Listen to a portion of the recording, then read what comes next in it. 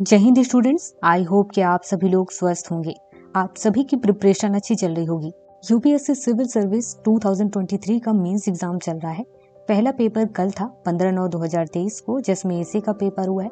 दूसरा पेपर और तीसरा पेपर आज है, जिसमें से पहले शिफ्ट में जनरल स्टडीज फर्स्ट का पेपर हो चुका है। सबसे पहले हम उसी के क्वेश्चंस देखने वाले हैं। पहले शिफ्ट के जनरल स्टडीज फर्स्ट में 4 सब्जेक्ट से रिलेटेड क्वेश्चंस पूछे जाएंगे। पहला है आर्ट एंड कल्चर, दूसरा हिस्ट्री के तीनों part, ancient, medieval and modern history. Geography, जिसमें इंडियन जियोग्राफी, वर्ल्ड जियोग्राफी दोनों से रिलेटेड क्वेश्चंस रहेंगे, और सोसाइटी। अब यहाँ पर जो पेपर है इसमें टोटल 20 क्वेश्चन है।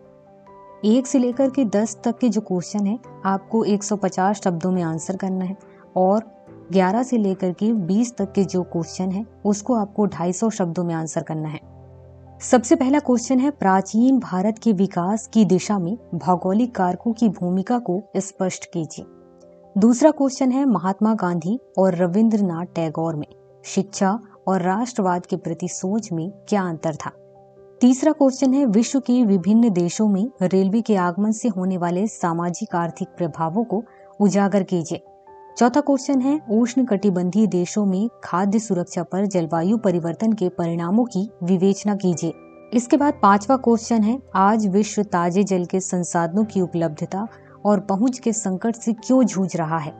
6वां क्वेश्चन है, फियार्ड कैसे बनते हैं, वे दुनिया के कुछ सबसे सुरम्य क्षेत्रों का निर्माण क्यों करते हैं। 7वां क्वेश्चन है, दक्षिण पश्चिम मानसून भोजपुर क्षेत्र में पूर्वया या पूर्वी क्यों कहलाता है।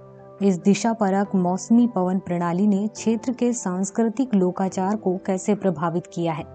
8वां क्वेश्चन है, क्या आप सोचते हैं कि आधुनिक भारत में विवाह एक संस्कार के रूप में अपना मूल्य खोता जा रहा है। 9वां क्वेश्चन है, भारतीय समाज में नव युवतियों में आत्महत्या क्यों बढ़ रही है, स्पष्ट कीजिए। 10वां क्वेश्चन है, बच्चे को दुलारने की जगह अब मोबाइल फोन ने ले ली है, बच्चों के सामाजिकरण पर इसके प्रभाव की चर्चा कीजिए।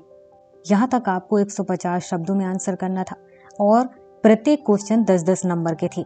11वां क्वेश्चन है, वैदिक समाज और धर्म की मुख्य विशेषताएं क्या है, क्या आप सोचते हैं कि उनमें से कुछ विशेषताएं भारतीय समाज में अभी भी प्रचलित है।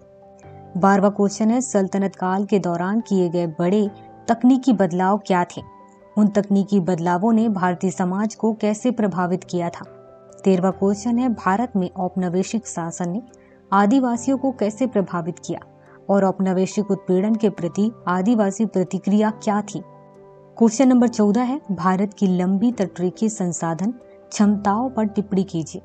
इन क्षेत्रों में प्राकृतिक खतरे की तैयारी की स्थिति पर प्रकाश डालिए। 15वां क्वेश्चन है, भारत में प्राकृतिक वनस्पति की विविधता के लिए उत्तरदायी कारकों को पहचानिए और उनकी विवेचना कीजिए।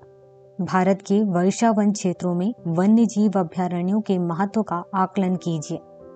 क्वेश्चन नंबर 16 है, भारत में मानव विकास आर्थिक विकास के साथ कदमताल करने में क्यों विफल हुआ है। क्वेश्चन नंबर 17 है, 1960 के दशक में शुद्ध खाद्य आयातक से भारत विश्व में एक शुद्ध खाद्य निर्यातक के रूप में उभरा है, कारण दीजिए। 18वां क्वेश्चन है, क्या भारतीय महानगरों में शहरीकरण गरीबों को और भी अधिक पृथक्करण और या हाशिए पर ले जाता है। क्वेश्चन नंबर 19 है, भारत में जातीय अस्मिता गतिशील और स्थिर दोनों ही क्यों है।